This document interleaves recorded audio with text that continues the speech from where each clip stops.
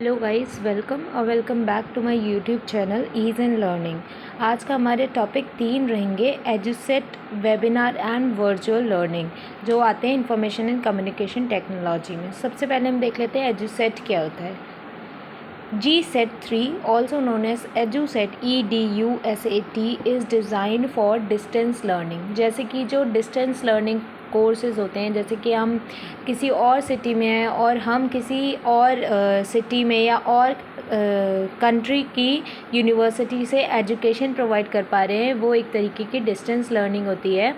From elementary school to higher education, मतलब जो elementary school होते हैं उससे लेकर हायर एजुकेशन, जैसे यूनिवर्सिटीज़ में एजुकेशन टिल PhD यहाँ तक की पॉसिबल होती है। This was the country's first specialised educational satellite. ये कंट्री की, हमारे इंडिया की फर्स्ट एजुकेशनल सैटेलाइट थी जिसने जो डिस्टेंस लर्निंग है उसको पॉसिबल कर पाया था। एजुकेशन सैटेलाइट के अब हम कुछ फंक्शंस देख लेते हैं।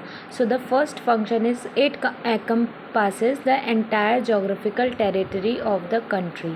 ये पूरे ही जोग्राफिकल टेरिटरी जितनी भी है हमारी कंट्री की, उस पूरे एरिया को कवर करता है। It can deliver interactive and low cost education. ये बहुत ही इंटरैक्टिव और लो कॉस्ट, मतलब इसमें हमारे बहुत ही कम कॉस्ट जाता है इससे एजुकेशन प्रोवाइड करने में। It can provide information consistency, और जो इन्फॉर्मेशन जो हमें मतलब इससे ज्ञान मिलता है वो कंसिस्टेंसी के थ्रू मिलता है। The Edusat spot beams are more strong and signals can received with a smaller satellite dish।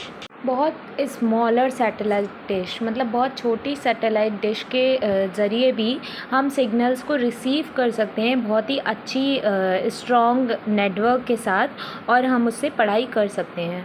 Fifth is it is an entirely dedicated satellite to the cause of education. ये satellite पूरी तरीके से education के लिए ही बनाई गई है, dedicatedly.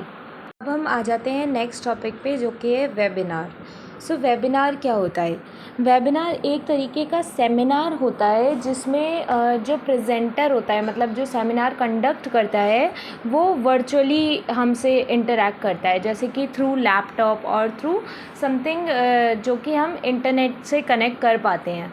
सो वो प्रेजेंटर क्या करता है, या तो कोई प्रेजेंटेशन हमको शो करता है, या कुछ हमें लेक्चर देता है, या वर्कशॉप प्रेजेंट होता है। लेकिन ये सब जो होता है that is held over the internet. ये सब इंटरनेट के प्रेजेंस में होता है। The presenter can convey information to the attendees through voice, video और प्रेजेंटेशन सॉफ्टवेयर। जो प्रेजेंटर होता है वो अपना जो इन्फॉर्मेशन है वो वीडियो के ज़रिए, या फिर प्रेजेंटेशन के ज़रिए, या फिर वॉइस के ज़रिए उन लोगों तक पहुंचाता है जो उसका सेमिनार अटेंड कर रहे हैं। Tools required for conducting the webinar are for an entity, जैसे कि स्कूल या फिर किसी कॉरपोरेशन के लिए that wants to host a webinar, it must select that an internet based webinar service और platform to host its event.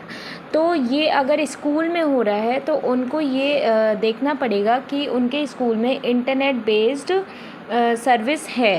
Providers of these services I include Citrix, GoToWebinar, Cisco, WebEx, Adobe Connect, Fuse and many others. तो ये कुछ providers हैं जो ये सब services provide करवाते हैं, और ये सारी सर्विसेज परचेज़ भी करी जा सकती हैं, मतलब ख़रीदी भी जा सकती हैं via subscription model on a monthly basis और अ प्री इवेंट बेसिस।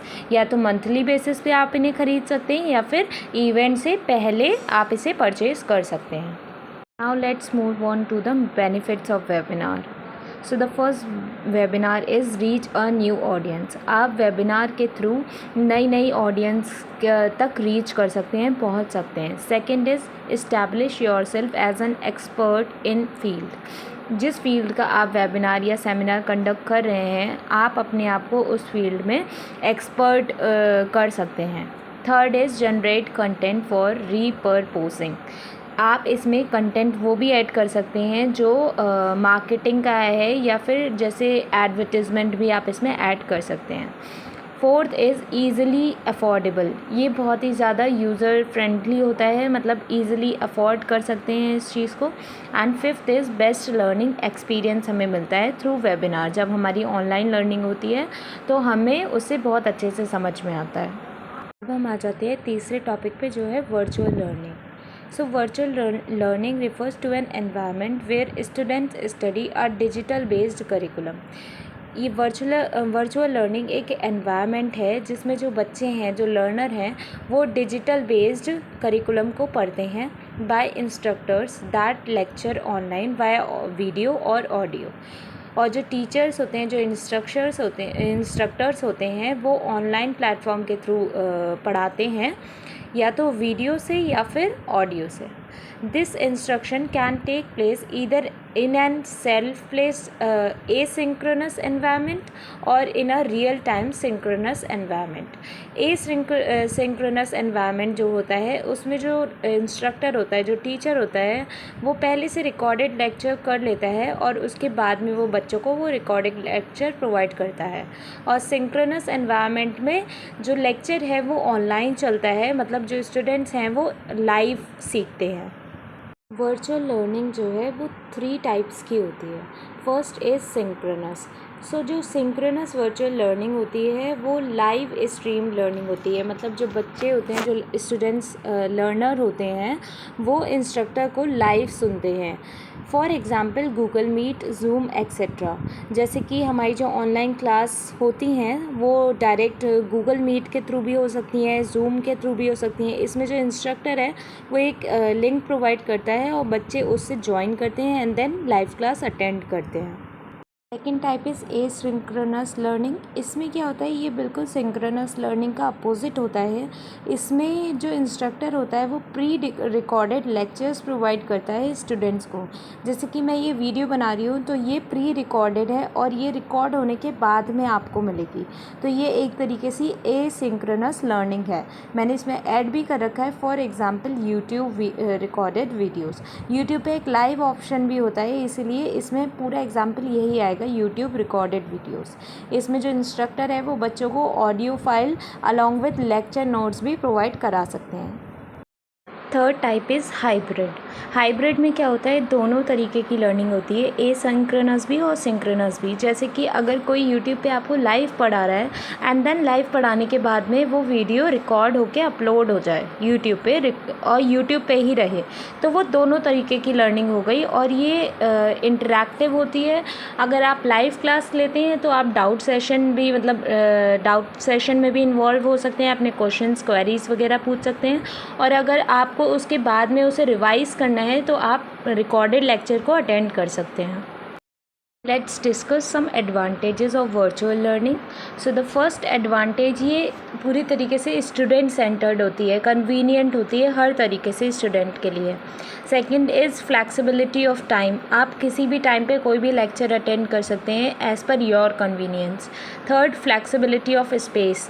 आपको ज़रूरी नहीं है कि एक क्लासरूम में ही बैठ के कुछ पढ़ना पड़ेगा, आप कहीं पे भी लेक्चर अटेंड कर सकते हैं। रिड्यूस्ड कॉस्ट, इसमें आपके ज़्यादा पैसे नहीं जाते हैं। इंक्रीज्ड कोर्स वैरायटी, और आपको बहुत तरीके के कोर्स मिल जाते हैं। कुछ इसके डिसएडवांटेजेस भी देख लेते हैं।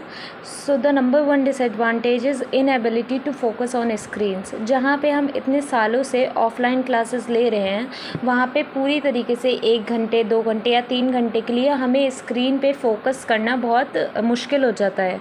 Second is technology issues. कई बार आपका इंटरनेट जो है वो उसकी सिग्नल्स जो हैं वो इतने स्ट्रॉन्ग नहीं होते हैं, तो ग्लिच की वजह से आपको कॉन्सेप्ट नहीं समझ में आता है। Third is sense of isolation. Offline class में कई बच्चे एक साथ बैठ के पढ़ते हैं, जिससे कि हमारा इंटरेक्शन होता है उन बच्चों से, और ऑनलाइन क्लास में हम आइसोलेटेड रहते हैं, मतलब अकेले बैठ के हम टीचिंग करते हैं।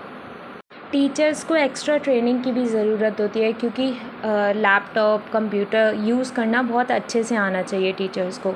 And the last is physical activities compromised. Online training में कोई भी फ़िज़िकल एक्टिविटी नहीं होती है, जिससे कि आपका बॉडी पे भी बहुत इफ़ेक्ट पड़ता है उस चीज़ का।